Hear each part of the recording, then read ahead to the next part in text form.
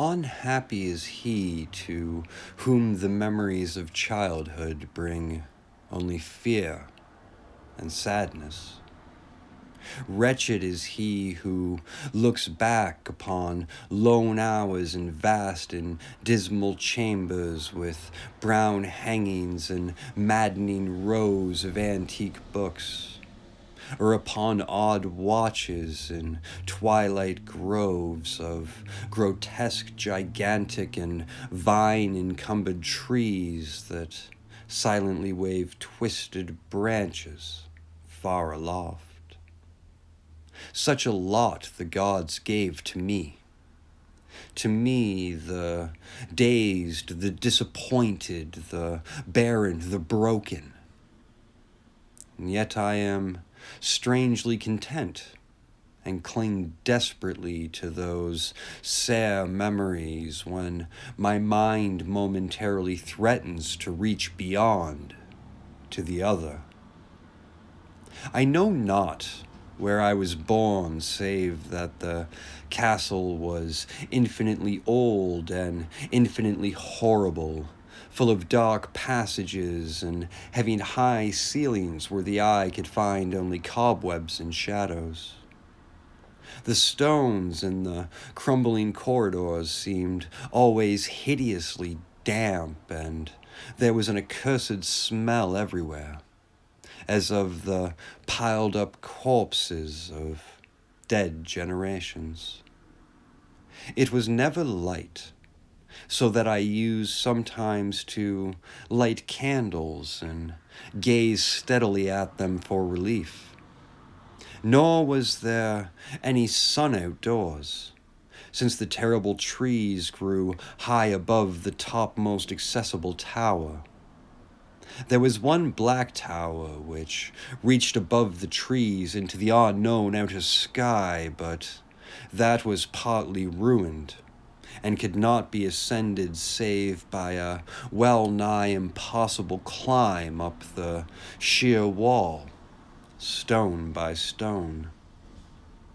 I must have lived years in this place, but I cannot measure the time. Beings must have cared for my needs, yet I cannot recall any person except myself, or anything alive but the noiseless rats and bats and spiders. I think that whoever nursed me must have been shockingly aged, since my first conception of a living person was that of something mockingly like myself, yet distorted, shriveled, and decaying like the castle. To me, there was nothing grotesque in the bones and skeletons that strewed some of the stone crypts deep down among the foundations. I fantastically associated these things with everyday events and thought them more natural than the colored pictures of living beings which I found in many of the moldy books. From such books I learned all that I know. No teacher urged or guided me, and I do not recall hearing any human voice in all those years, not even my own. For although I had read of speech, I had never thought to try to speak aloud. My aspect was a matter equally unthought of, for there were no mirrors in the castle, and I merely regarded myself by instinct as akin to the youthful figures I saw drawn and painted in the books. I felt conscious of youth because I remembered so little. Outside, across the putrid moat and under the dark mute trees, I would often lie and dream for hours about what I read in the books, and would longingly picture myself amidst gay crowds in the sunny world beyond the endless forest. Once I tried to escape from the forest, But as I went further from the castle, the shade drew denser and the air more filled with brooding fear, so that I ran frantically back lest I lose my way in a labyrinth of nighted silence. So through the endless twilights I dreamed and waited, though I knew not what I waited for.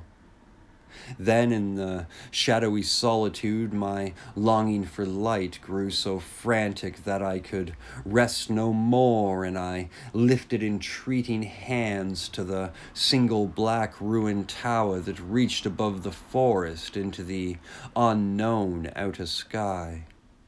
And at last I resolved to scale that tower, fall as I might, since it were better to glimpse the sky and perish than to live without ever beholding day. In the dank twilight I climbed the worn and aged stone stairs till I reached the level where they ceased, and thereafter clung perilously to small footholds leading upward. Ghastly and terrible was the dead stairless cylinder of rocks, and sinister with startled bats whose wings made no noise. But more ghastly and terrible still was the slowness of my progress. For climb as I might, the darkness overhead grew no thinner, and a new chill as of haunted and venerable mold assailed me. I shivered as I wondered why I did not reach the light, and would have looked down had I dared. I fancied that night had come suddenly upon me, and vainly groped with one free hand for a window embrasure that I might peer out and above, and try to judge the height I had attained. All at once, after an infinity of awesome, sightless crawling up that concave and desperate precipice, I felt my head touch a solid thing, and I knew I must have gained the roof, or at least some kind of floor. In the darkness, I raised my free hand and tested the barrier, finding it stone and immovable. Then came a deadly circuit of the tower, clinging to whatever holds the slimy wall could give, till finally my testing hand found the barrier yielding, and I turned upward again, pushing the slab or door with my head as I used both hands in my fearful ascent. There was no light revealed above, and as my hands went higher I knew that my climb was for the nonce ended, since the slab was the trap door of an aperture leading to a level stone surface of greater circumference than the lower tower, no doubt the floor of some lofty observation chamber.